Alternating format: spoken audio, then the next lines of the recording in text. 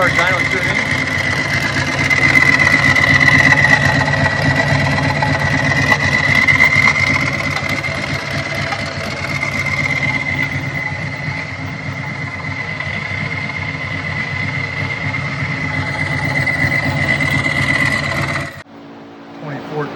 Twin Cam.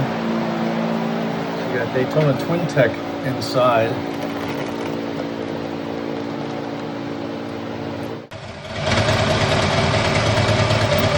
That's a set for individual tables. It's a simple flat fuel table. This looks like this. And we're going to let this sucker learn. And that's it.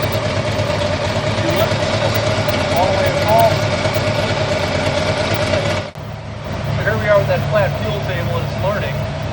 The nice thing about this is that as long as you don't stick it too hard, because right now it's in dyno mode, so the accelerator pump is off, the engine will actually rev. That way it can learn, so you can drive through yourselves. So 14 minutes later, I've got good fans. I just turned the fans off. This is what we did. Basically, we did all this learning up to 22%. I didn't hit 20 very good. I went all the way up. The cells that are purple are pretty close, but now we get a good trend because the table's flat. So we can actually, this number in between, we can just use it. If it wasn't a flat table like that, you couldn't use it. So now we have a trend for everything. So we just uploaded the tune. I put in here that we started from the flat table. I'm going to save changes.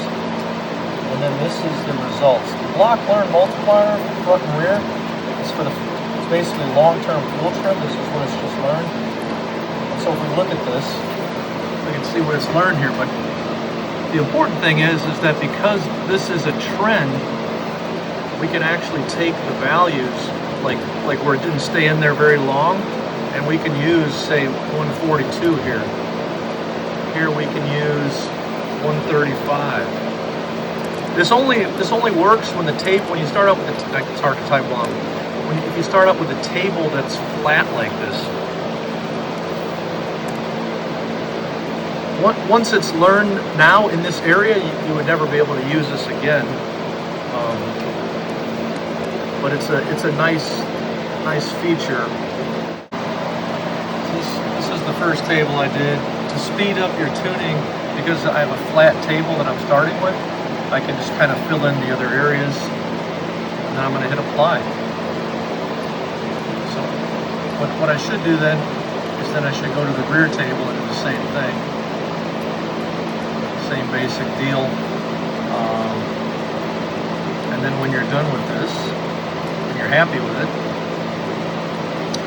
then you're going to go to tables and apply front and rear. And this will apply them and build your front fuel table. So like right now I've already done the front table. The front table currently looks, it's a flat table that I just built. Simple table. It never is going to look like this in the vehicle. This is just what it looks like for us to be able to get the vehicle to run. This is, again, I'm just starting from scratch with nothing.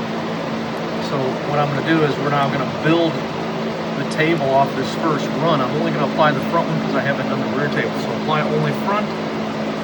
Normally you do both. And it's done. And if we go and look, one thing it's done is it's applied all this and reset this table back to 100, which is the stock learning. Means 100 means 100% of the value. And if we go look at this table, now we have some different values. If we look at a 3D view, this is what we can see. This is what's learned from the flat table. Neat, huh?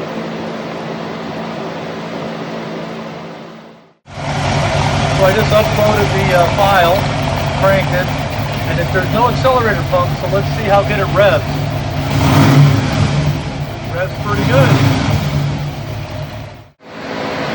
Scaling, I went watt. It's a little bit rich at watt. It's pulling some fuel out. You can see it's definitely fat. We'll look at the curve until it's fat. We need 72 horsepower and 89 foot-pounds of torque. Very fat.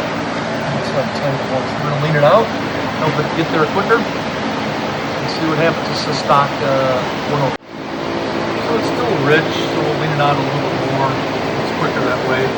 but the bike just made 76 real horsepower and 90 foot-pounds of torque. I would expect it to make maybe 78 to 80 horsepower and 95 foot-pounds. So not so bad. This is the final dyno run. Ended up making almost 80 horsepower and 97 foot-pounds of torque. It's the green line. Looks pretty good.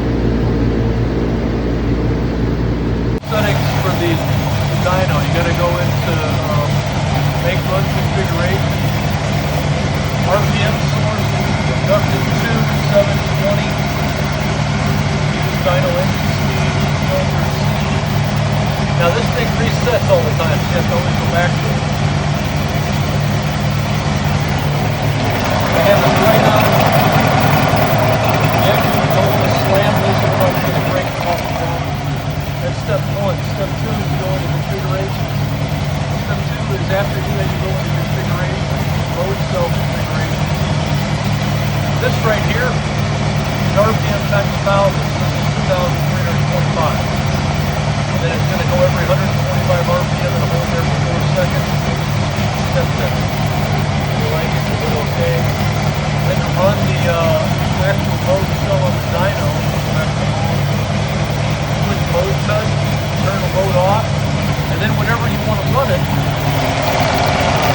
then have the red light on. So actually have the green light. So this is the green light to run it, and that'll physically drag it back down, and then you'll be at the throttle and it'll start going up and up and up and up.